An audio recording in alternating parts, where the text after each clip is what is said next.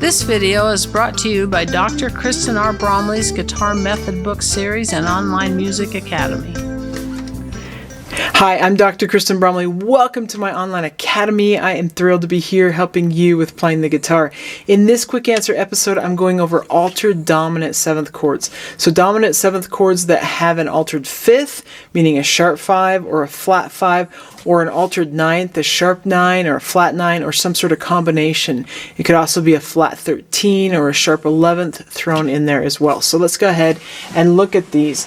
Now, I'm just going to point out that I have that written here. We've got the root, the major 3rd, an augmented or diminished 5th, and a minor 7th. What makes it a dominant chord is when we have that major 3rd and the minor 7th.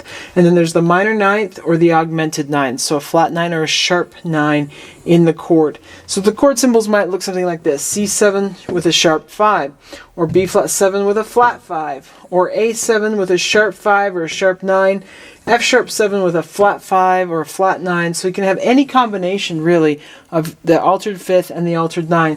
D7 with a flat 5 or a sharp 9, C sharp 7, sharp 5, sharp 9, or flat 9. So flat 5, sharp 9, sharp 5, flat 9. We could have flat 5, flat 9, sharp 5, sharp 9. So any combination of 5ths and 9ths.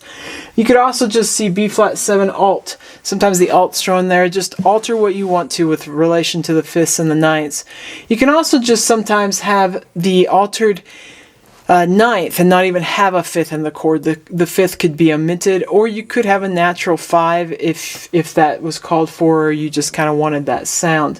I will also mention a flat 13 is the same sound as a sharp 5. So on the guitar, when we see a chord symbol that says flat 13, like C7 flat 13, we just play the same thing as we'd play for a sharp 5, because they're the same pitch, and we don't really have the option as we do on the piano to have lots of note choices. So that sharp 5 and that flat 13 are going to be the exact same note on the exact same string in relation to how we can finger it almost all the time. Sharp 11 and flat 5 are also the same sounding pitch. Okay, let's go ahead and take a look at playing some of these. So a dominant 7th with a sharp 5, and I'm going to look at the 6th string first. This note that's circled is the root, so wherever that note, whatever note that is where I'm playing this along the 6th string, that's the version that we're playing. I'm going to demonstrate it here at the 6th fret of the 6th string. So my index finger is there, and that's the one that we're going to be playing is B flat. So this is going to be a demonstration with B flat. Index goes there. I don't play the 5th string. Middle finger also goes at that 6th fret, but on the 4th string. Ring finger catches the 7th fret on the 3rd string, and pinky 7th fret on the 2nd string, and I have a B flat 7 sharp 5. That's what that is. This is voiced root, flat 7, 3, sharp 5. So that's an option. It could also be an option for B flat 7, flat 13. Now, if I wanted the flat 5 instead, my 5's got to go down. I'm going to have my middle finger playing right there on the 6th fret, which is where my root is. Then my ring finger is going to play at the 6th fret on the 4th string. Pinky is going to play 1 fret higher at the 7th fret on the 3rd string, and index is going to play at the 1st fret on the 1st fret. At the 5th fret on the 2nd string. And that is a B flat 7 flat 5, or also a B flat 7 sharp 11 would be played the same way. So if we look then at the 5th string forms, so I just mentioned as I move that around, that would be B7 flat 5, C7 flat 5, because it's all about what pitch that is on the 6th string. If you need help with that, check out my quick answer video on locating notes along the neck of the guitar. Okay, so on the 5th string option then, and I'll demonstrate these at the 6th fret as well, which is an E flat, I would have, I would bar over the 5th and 3rd strings with my index finger. My ring finger, 2 frets higher on the B string, so the 2nd string, and then pinky comes back 1 fret higher than that, so 3 frets higher than the bar on the 4th string, and I have a E flat 7 sharp 5, and that's a great way to play that one. If I wanted to flat the 5 then, I still bar over, but middle finger plays on the 4th string at the 7th fret, and pinky plays the 2 frets higher on the 8th fret at the second string. So in this case, E flat 7, flat 5. And of course, if I move this one around, I'm going to get the different variations as well, depending on what pitch my index finger's playing on that 5th string. So that's just altering the 5th of the 7th chords. I'm going to come over here and show us how to alter the 5th and alter the 9th. Now, I'll mention too, it's okay, you could play these without the 5th. The 5th could be omitted or just not played, and you would have just an altered 9th, and I'll point that out as we go through them. So if we look up here with this the 7 with the sharp 5, and then I have the option to sharp the 9 or flat the 9. So let's look at what we've got. So at that B flat, because this is a 6th string form again, my root's on the 6th string, my middle finger jumps over to that 4th string, 6th fret. Ring finger is going to play both the 2nd string and the 3rd string at the 7th fret. So that's catching the same thing we have here, dominant 7th with the sharp fret. Now, if I want the flat 9, it is at that same fret, and I can just bar over onto that top string, and I've got a sharp 5 and flat 9 voicing. Or I can reach with my pinky 2 frets higher and catch the sharp 9, have a sharp 5, sharp 9. It's a really rich chord. If I just wanted the altered 9th and not the altered 5th, then I would just go ahead and mute that 2nd string, and I could have dominant 7 with the sharp 9 or dominant 7 with the flat 9 and have no altered 5th at all. Now what if I wanted those two with a flat 5? It becomes really hard to finger these because you've got to take your index finger and reach over in those 2 frets to get that flatted 5th. So I'm barring over across the bar, across the fret, to catch the 2nd fret, the 2nd string at the 5th fret, and the root at the 6th fret of the 6th string. Then my middle finger goes in and catches that flatted 7th, 6th fret, and my ring finger catches the 3rd, 1 fret higher, and then my pinky plays either the flat 9, got to come,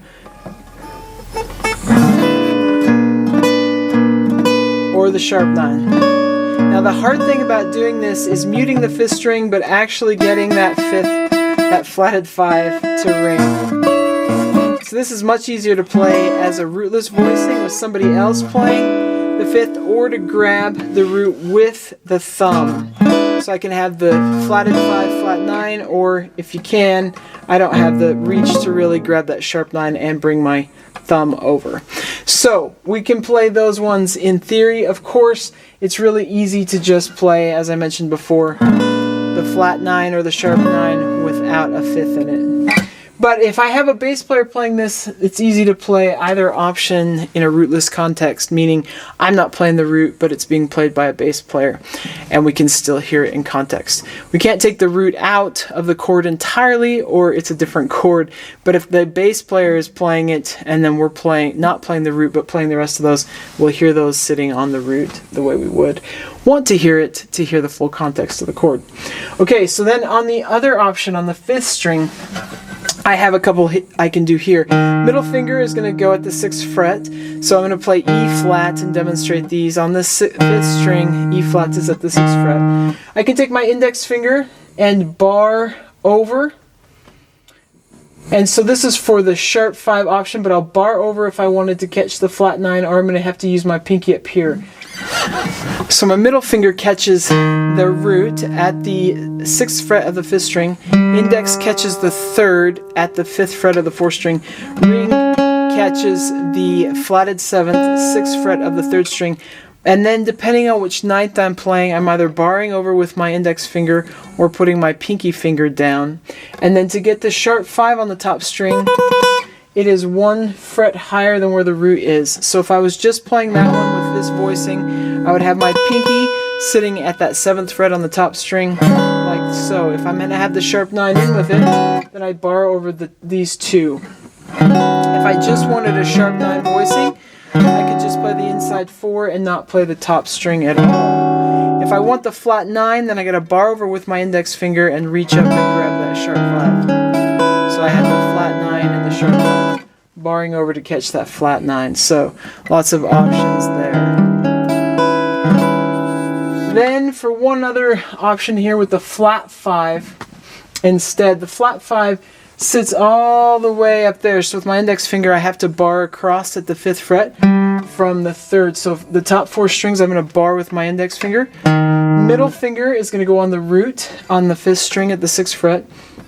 Ring finger goes at the 6th fret on the 3rd string.